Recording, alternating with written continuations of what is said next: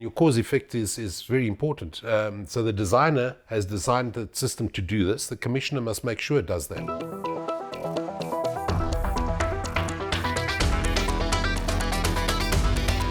Welcome back to Talking Fire. Following on from our documentation video that we've broken down into each separate certificate, I think we are going to now touch on, in my opinion, probably one of the most important ones, and that's commissioning. Unfortunately, commissioning is not taking an addressable panel and just auto-learning it and allowing any input to activate all outputs. There's a lot of other factors involved, client requirements, sound pressure levels, what are you protecting, have your loop calcs been done, are your loops running correctly? There's a lot more involved with commissioning. So I'm going to pass over to Clive, who's going to run through the standards and actually break down exactly what is required in commissioning and what the commissioner needs to do in order to sign that certificate off. Yeah, all right. So I'm going to reference SAN standards here, and if I miss something, I'm sure Hilton's going to jump in and shout at me and tell me that I missed something. But basically, we've now gone through the design of the system, so you know what you're expecting the system to do. You've done the installation, so it's been signed off and the installation's done and the panel's on the wall and it's been programmed and so on. So the next step is commissioning.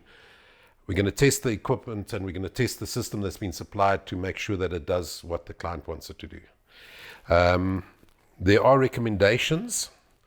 The first step is the system should be commissioned by a competent person. In the standard, it refers back and it says what a competent person is and how do you know that a person is competent. Obviously, the first thing is they've got to be trained as a commissioner. Second thing is he's got to be trained by the supplier of the equipment. So it's pointless me sending a Hilux service technician to go and commission a Rolls Royce. You've got to have competency on that supplier's equipment.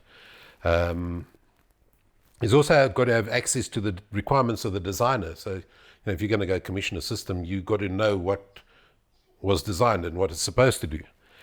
What else we got here? Got to know the standards, obviously. You've got to know that it's doing what it needs to do. Then you're going to test the system. All manual core points and automatic fire detectors function correctly. So what I'm telling you here is that you don't do a random test and test a detector here and a detector there and a core point. You've got to test the whole system. You've got to go through the whole system, checking that each and every device is tested, because ultimately you are telling the client, yes, the system is functional, yes, all the devices have been programmed, and yes, that's going to be working. If there's any specific labeling requirements that the client has, that it's all in place, all the devices, especially on, let's concentrate on addressable systems for now.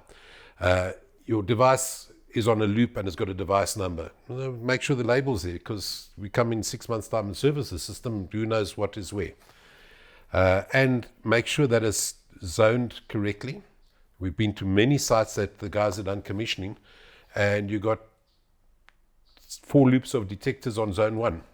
That's not right. It's just a default setup, and you go like, yeah, the system's working. And it's not good. Just to jump in, the reminder is that a zone cannot exceed 2,000 square meters as per the standard. Yeah. This was determined by the fire department as 2,000 square meters seemed like a reasonable area for them to conduct the search.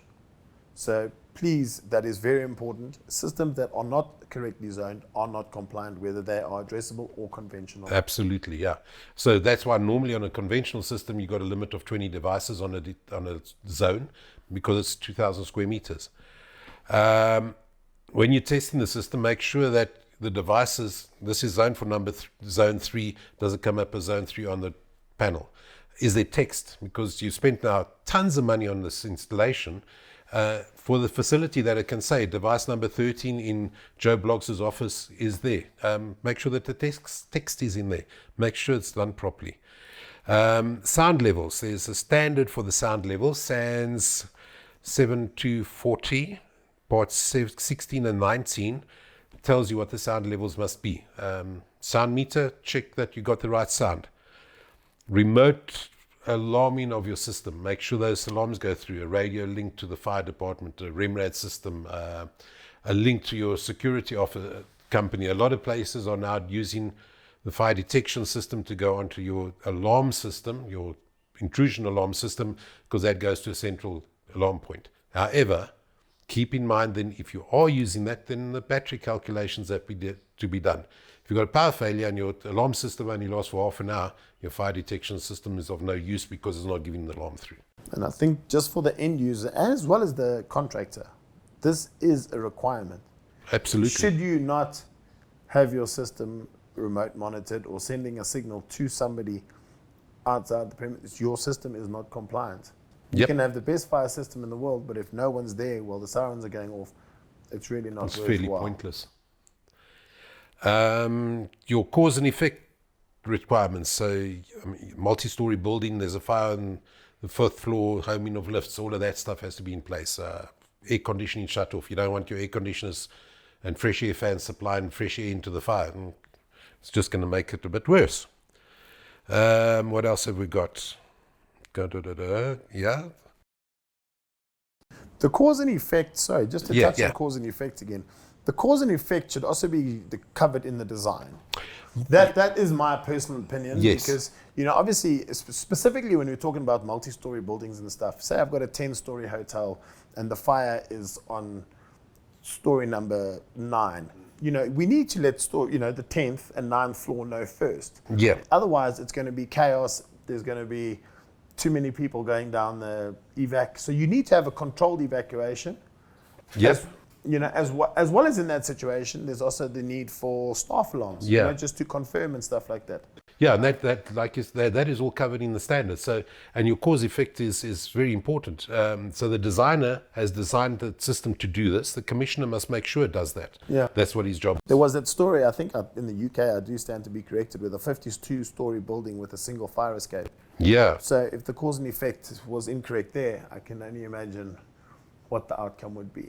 So probably the building is not compliant, but cause and effect is essential, specifically also in kitchens. If you've got a fire in a kitchen, you need to be able to shut the gas off if they are using gas. And these are all the functions that you can use your fire detection system for that fall under the commissioning. So it's up to the commissioner to make sure that it works correctly.